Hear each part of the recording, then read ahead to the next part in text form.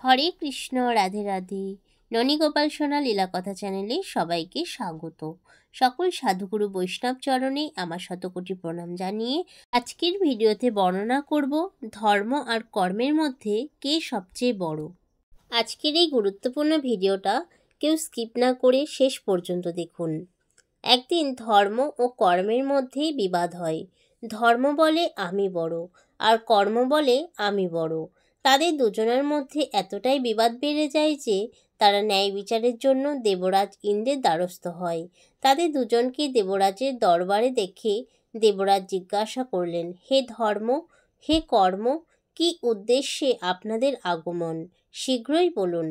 তখন ধর্মকর্ম দুজনেই বলে, হে দেবরাজ ইন্দ্র, আমাদের দুজনের মধ্যে বিবাদ হচ্ছে, আপনি ন্যায় বিচার করুন যে ধর্ম ও কর্মের মধ্যে কে সবচেয়ে বড়। এমন প্রশ্ন শুনে দেবরাজ ইন্দ্র খুবই চিন্তায় পড়ে গেলেন। তিনি ভাবতে লাগলেন, আসলে এই দুজনের মধ্যে কে বড়। দেবরাজ ইন্দ্র এর যথার্থ উত্তর দিতে পারছিলেন না। তখন দেবগুরু বৃহস্পতি বলেন, হে দেবরাজ ইন্দ্র, এর সঠিক উত্তর রাজা বিক্রমাদিত্য দিতে পারবেন, যিনি এই সময় পৃথিবী লোকে রয়েছেন। তাই আমাদের সবার উচিত রাজা বিক্রমাদিত্যের কাছে যাওয়া। দেবগুরু বৃহস্পতির কথা মতো তৎক্ষণাৎ দেবরাজ ইন্দ্র, দেবগুরু বৃহস্পতি, ধর্ম এবং কর্ম সবাই রাজা বিক্রমাদিত্যের কাছে আসেন। রাজা বিক্রমাদিত্য খুবই ধার্মিক, ন্যায় বিচার করা, দানী ও প্রজাদের হিতৈষী ছিলেন। তিনি যখন সবাইকে তার দরবারে দেখলেন, তখন তিনি সবাইকে প্রণাম জানালেন আর বললেন, হে দেবগণ, কী কারণে আপনাদের আগমন? আমি আপনাদের কি সেবা করতে পারি? দেবরাজ ইন্দ্র বললেন, হে রাজা, আমি এক সমস্যায় আছি। আপনি দয়া করে বলুন, ধর্ম কর্মের মধ্যে কে বড়? রাজা বিক্রমাদিত্য কিছুক্ষণ চিন্তা ভাবনা করে বললেন, হে দেবগণ, এর উত্তর পেতে আপনাদের সবাইকে আমার সঙ্গে এক বনে যেতে হবে, তাহলেই আপনারা এর যথার্থ উত্তর পাবেন। সবাই বনের উদ্দেশ্যে রওনা দিলেন। বনে পৌঁছানোর পর রাজা বিক্রমাদিত্য ধর্মকে জিজ্ঞাসা করে, হে ধর্ম, তুমি বলো, তুমি কিভাবে বড়? ধর্ম বলে, হে রাজন, আমি যদি ঘুমিয়ে পড়ি তাহলে এই সংসারে অত্যাচার বেড়ে যাবে, তাই আমি বড়। এরপর রাজা বিক্রমাদিত্য কর্মকে জিজ্ঞাসা করে, হে কর্ম, তুমি বলো, তুমি কিভাবে বড়? তখন কর্ম বলে, হে রাজন, আমি এই জন্য বড়, যদি আমি ঘুমিয়ে পড়ি তাহলে এই সংসার চলতেই পারবে না। রাজা বিক্রমাদিত্য একটু চিন্তাগ্রস্ত হলেন। তখন রাজা বিক্রমাদিত্য দেখতে পেলেন সেই স্থানে এক ব্যক্তি আসছেন। তখন রাজা বললেন, হে কর্ম, তুমি ওই ব্যক্তিকে গিয়ে জিজ্ঞাসা করো সে কোথায় যাচ্ছে, তাকে সৎপথে কর্ম করাও আর তুমি তোমার চমৎকার দেখাও। তখনই ধর্ম বলল, হে রাজন, আমি ওই ব্যক্তির ধর্ম হই, অর্থাৎ আমি ঘুমিয়ে পড়ছি, আর কর্মকে ওই ব্যক্তির কাছে পাঠিয়ে দিন। এই বলে ধর্ম ঘুমিয়ে পড়ে। এরপর কর্ম ওই ব্যক্তির কাছে চলে আসে, এসে বলে, হে মানব, তুমি কোথায় যাচ্ছ? ব্যক্তিটি বলে, আমি আমার গুরুদেবের দর্শনে যাচ্ছি। তখন কর্ম বলে, হে মানব, আমি তোমার কর্ম হই, চলো আমিও তোমার সঙ্গে যাব। আজ তুমি তোমার গুরুদেবের কাছে একটি বরদান প্রার্থনা করবে। ওই ব্যক্তি খুবই খুশি হলো আর গুরুদেবের দর্শন পাওয়ার জন্য ব্যাকুল হয়ে পড়ল। কিন্তু ধর্ম যেহেতু ঘুমিয়ে পড়েছিল, সেই ব্যক্তির ভেতরে থাকা জ্ঞান ধীরে ধীরে কমতে থাকে। তারপরে যখন ওই ব্যক্তি গুরুদেবের আশ্রমে চলে আসে, তখন গুরুদেব ঘোর তপস্যায় লীন ছিলেন। ওই ব্যক্তি গুরুদেবকে জাগানোর জন্য অনেক চেষ্টা করে, কিন্তু গুরুদেবের ধর্ম ঘুমিয়ে পড়েছিল, সাথে শুধুই কর্ম ছিল। অনেকক্ষণ সময় অপেক্ষা করার পর তারপরেও গুরুদেবের ধ্যান ভঙ্গ হলো না। তখন ওই ব্যক্তি তার গুরুদেবকে লাঠি দিয়ে মারতে শুরু করে দেয়, অর্থাৎ তার কর্ম করা শুরু করে দেয়, কারণ ওই ব্যক্তির মধ্যে ধর্ম তখন ঘুমিয়ে পড়েছিল, যার ফলে তার কর্ম অত্যাচার হিংসায় পরিণত হয়। এর থেকে এটাই বোঝায়, ধর্ম না থাকলে কর্ম তো হবে, কিন্তু খারাপ কর্ম হবে।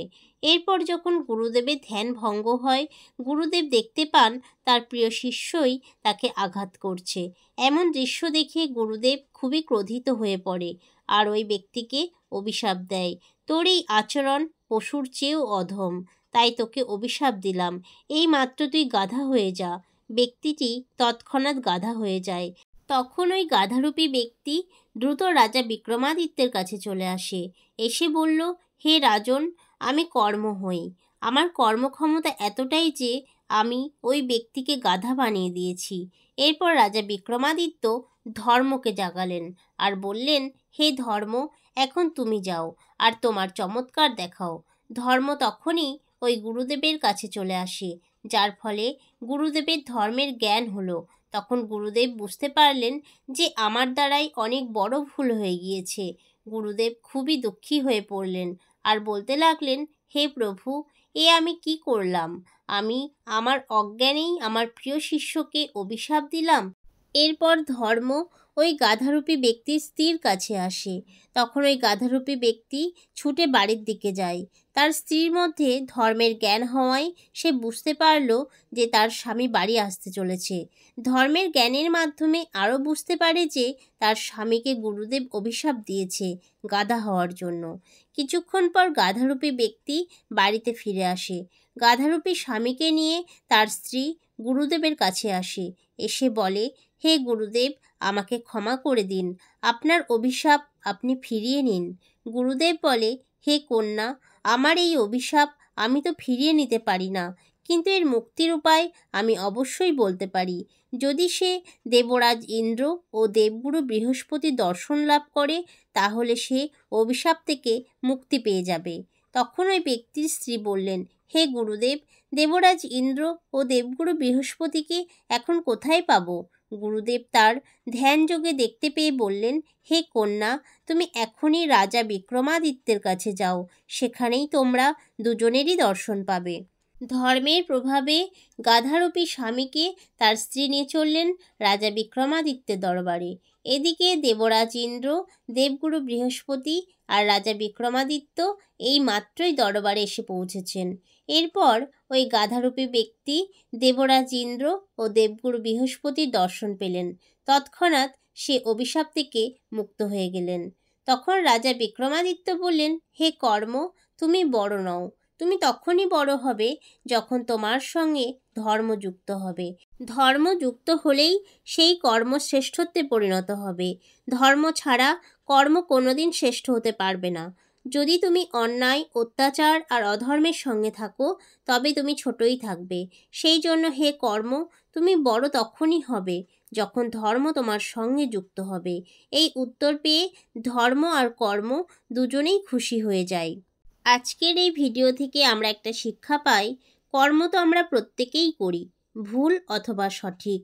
ধর্মযুক্ত না থাকলে আমরা ভুল কর্ম করে থাকি।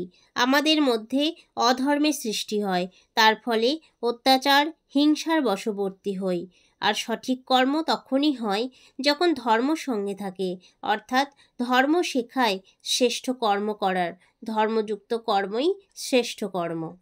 প্রিয় দর্শক বন্ধুরা, যদি ভিডিওটা ভালো লেগে থাকে তাহলে লাইক, কমেন্ট, শেয়ার করে দেবেন এবং যারা এখনও পর্যন্ত আমার চ্যানেলটিকে সাবস্ক্রাইব করেননি তারা সাবস্ক্রাইব করে পাশে বেল আইকনটা প্রেস করে দেবেন এই রকম ধর্মীয়মূলক ভিডিও পাওয়ার জন্য, যাতে পরবর্তী ভিডিও আপলোড করার সঙ্গে সঙ্গে সবার আগে আপনাদের কাছে নোটিফিকেশন পৌঁছে যায়। সবাই খুব ভালো থাকবেন, সুস্থ থাকবেন। দেখা হবে পরবর্তী ভিডিওতে। রাধে রাধে।